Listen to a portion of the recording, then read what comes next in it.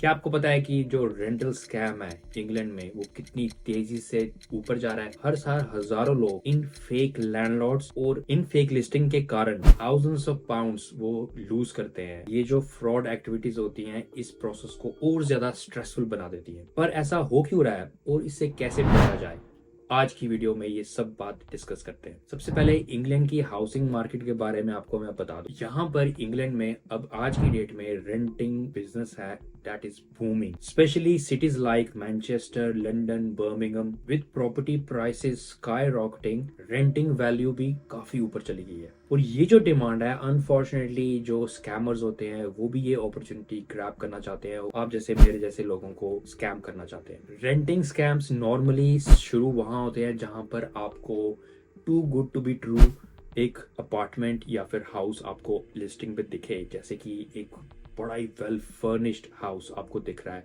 और उसकी प्राइस सिर्फ 500 पाउंड है।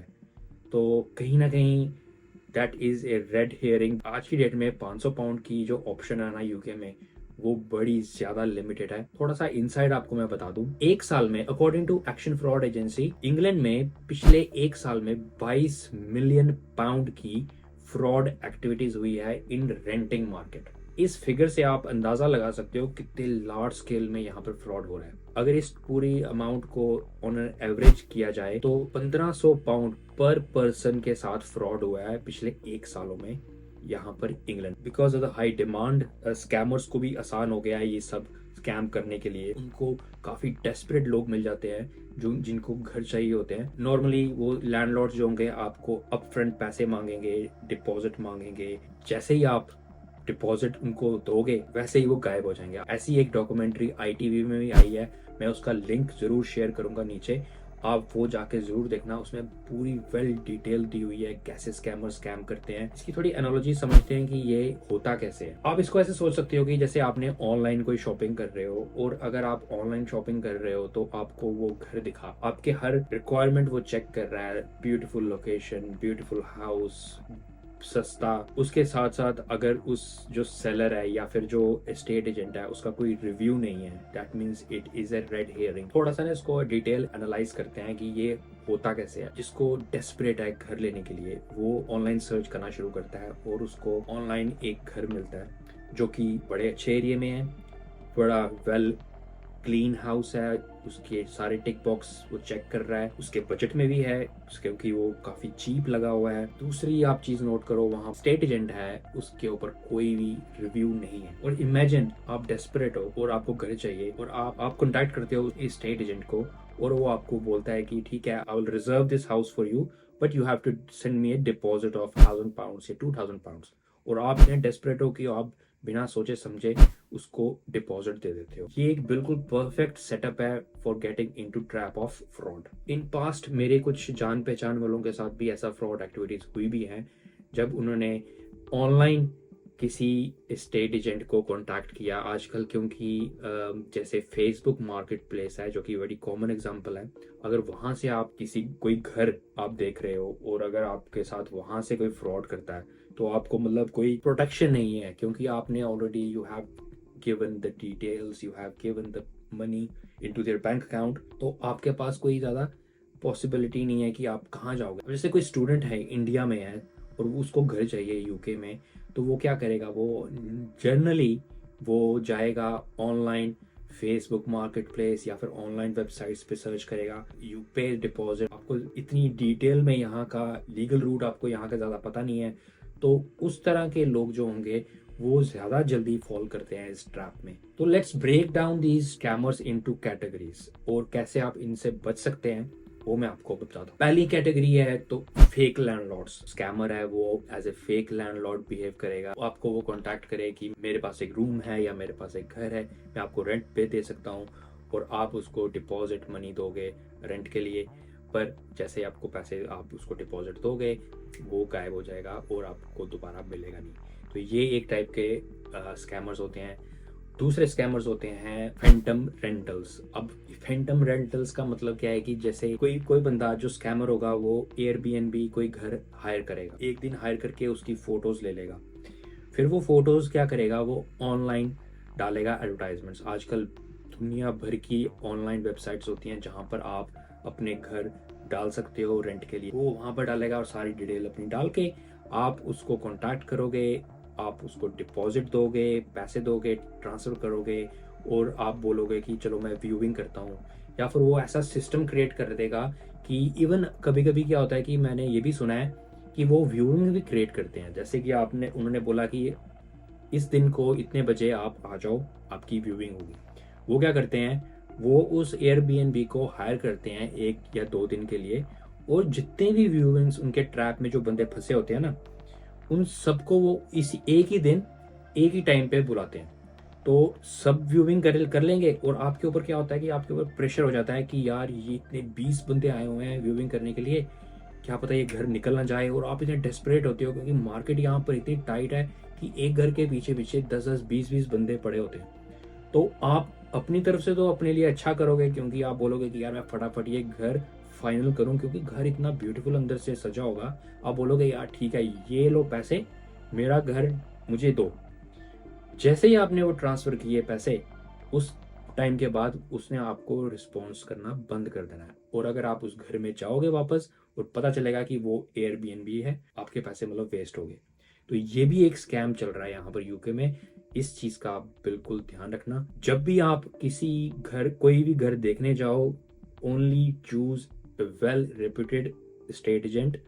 कोई प्राइवेट एस्टेट एजेंट अगर आप जा रहे हो तो मेक श्योर करो कि उस एस्टेट एजेंट या जो प्रॉपर्टी ओनर है उसका काफ़ी अच्छा प्रोफाइल है और उसके रिव्यूज़ चेक करो। और अपनी सिक्स सेंस भी लगानी चाहिए। अगर एक property too good to be true है ना, तो मैं तो उसमें कदम नहीं रखूंगा। फिर उसके बाद होता है कॉपी कैट लिस्टिंग भी होती है। एक कॉपी कैट लिस्टिंग मतलब कि जैसे कहीं की फोटो कहीं पे लगा के कॉपी पेस्ट करके एक लिस्टिंग बना के ऑनलाइन डाल दी, क्वेरीज आएंगी आपको आपको वो बोलेगा कि ठीक है मेरे पास ये घर अवेलेबल है पर you have to give me a deposit जो कि नॉन रिफंडेबल है। ऐसे वो चीज़ें बोलते हैं क्योंकि आपका ट्रस्ट लेने के लिए। इनफैक्ट अपनी आईडी भी आपको भेज देंगे। मैंने कई केसेस सुने हैं जिसमें उन्होंने अपनी आईडी दी जस्ट टू मेक श्योर कि आपको यकीन हो जाए कि दे आर जेन्युइन।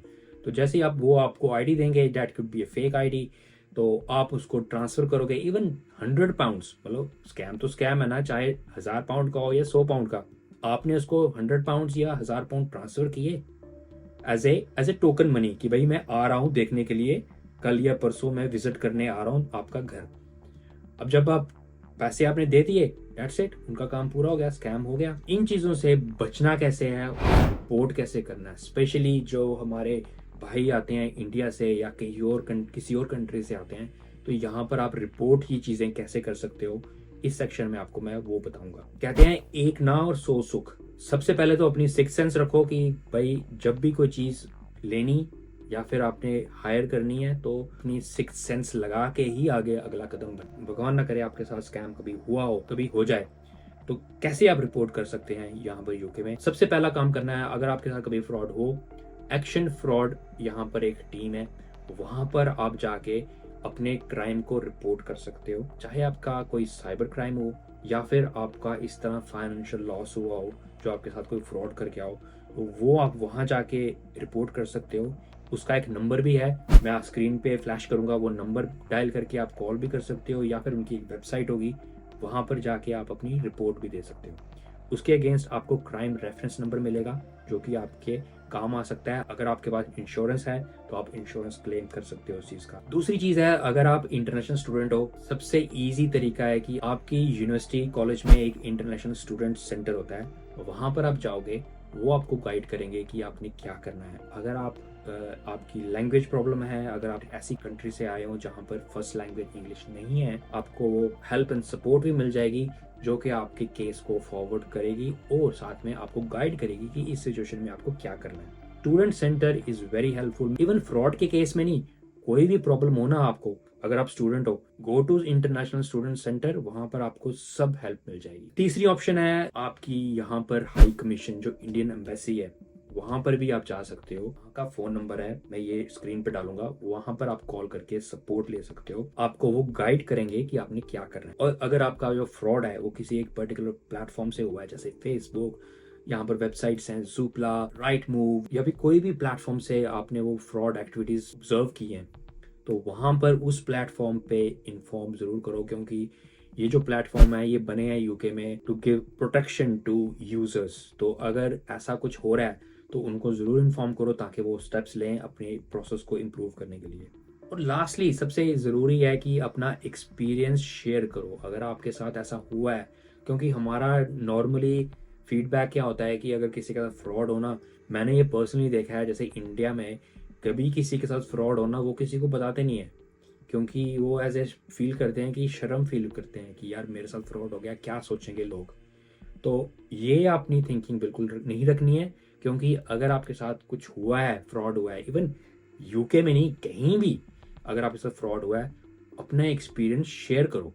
अगर आप अपने एक्सपीरियंस शेयर करोगे तभी दूसरों लोगों को पता चलेगा कि यार ऐसा भी होता है, वो इस फ्रॉड से फ्यूचर में बच सकते हैं। अपना एक्सपीरियंस ज़रूर शेयर करो। और अगर आपका कोई इस तरह का एक्सपीरियंस है या किसी जान पहचान का कुछ इस तरह का एक्सपीरियंस हुआ है फ्रॉड का, तो प्लीज़ यहाँ पर ना कमेंट्स पे ज़रूर लिख के अपना शेयर करो एक्सपीरियंस। तो प्लीज़ अपनी स्टोरी यहाँ पर शेयर करो। It will be very interesting to see कि क्या फीडबैक होता है, ऐसा क्यों होता है, ये फ्रॉड्स होते क्यों हैं। ऑफ कोर्स ये फ्रॉड इसलिए होते हैं क्योंकि किसी चीज़ की हाई डिमांड होती है, जैसे प्रॉपर्टीज़ की। वनरेबल कस्टमर्स होते हैं, उनको घर चाहिए होती हैं, फटाफट जल्दी से जल्दी घर चाहिए होता है, तो वो उस ट्रैप में फॉल कर जाते हैं। सिमिलरली कभी कभी क्रेडिट कार्ड्स के कॉल्स आती हैं, कभी कभी कुछ आता है, तो आप उसमें ना चाहते भी, क्योंकि कौन ऐसा होगा जो बोलेगा कि मेरे साथ फ्रॉड हो, क्योंकि आप ट्रैप हो जाते हो उस चीज़ में, आपको पता नहीं चलता कि आप ट्रैप हो गए हो।